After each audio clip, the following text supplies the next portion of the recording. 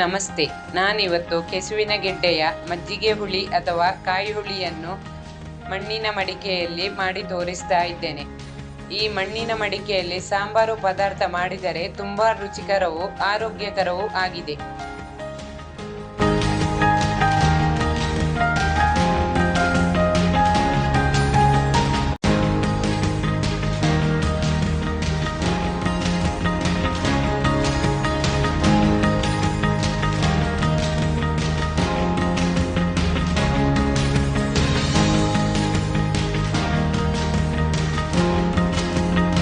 ಕೆಸುವಿನ ಗೆಡ್ಡೆಯನ್ನು ಮೊದಲು ಸಿಪ್ಪೆ ತೆಗೆದು ಸಣ್ಣಕ್ಕೆ ಹಚ್ಚಿಕೊಳ್ಳಿ.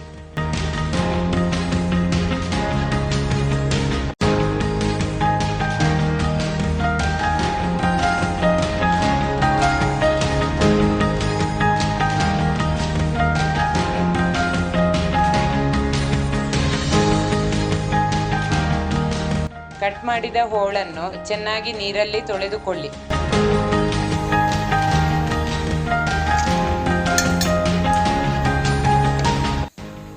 ಒಂದು ಮಣ್ಣಿನ ಮಡಿಕೆಗೆ ಕಟ್ ಮಾಡಿದ 6 ಹಸಿಮೆಣಸು, 2 ಗ್ಲಾಸ್ ದಪ್ಪ ಚಪ್ಪೆ ಮಜ್ಜಿಗೆ, 1 ಗ್ಲಾಸ್ ನೀರು, ಸ್ವಲ್ಪ ಅರಸಿನ, ರುಚಿಗೆ ಉಪ್ಪನ್ನು ಹಾಕಿಕೊಂಡು ಕುದಿಸಿಕೊಳ್ಳಿ.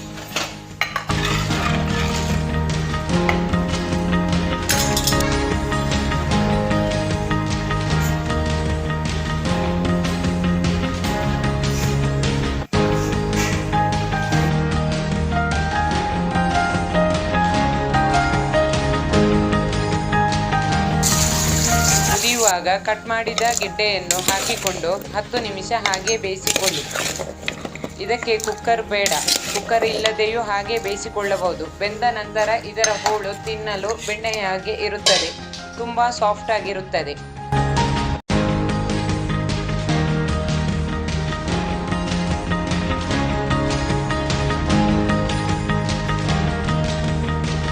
ಬೇಯುವ ಸಮಯದಲ್ಲಿ 1 ಕಪ್ ತೆಂಗಿನ ತುರಿ, ಕಡಿಯಲಿಕ್ಕೆ ಬೇಕಾಗುವಷ್ಟು ದಪ್ಪ ಮಜ್ಜಿಗೆ, ಸ್ವಲ್ಪ ನೀರು ಹಾಕಿಕೊಂಡು ತುಂಬ ನುಣ್ಣಗೆ ರುಬ್ಬಿಕೊಳ್ಳಿ.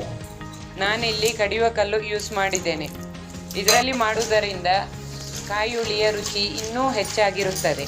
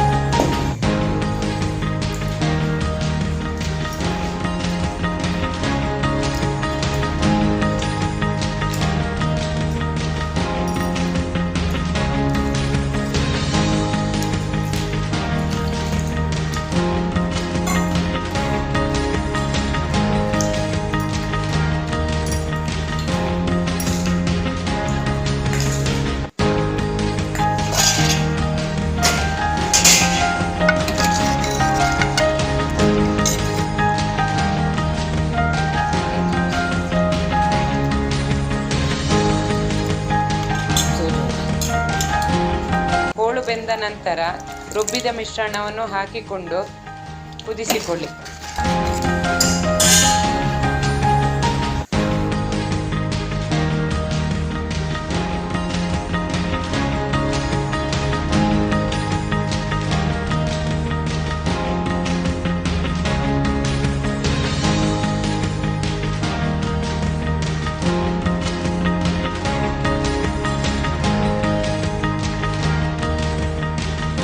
ಬಳಿಕ ತುಪ್ಪದಲ್ಲಿ ಒಗ್ಗರಣೆ ಹಾಕಿಕೊಳ್ಳಿ.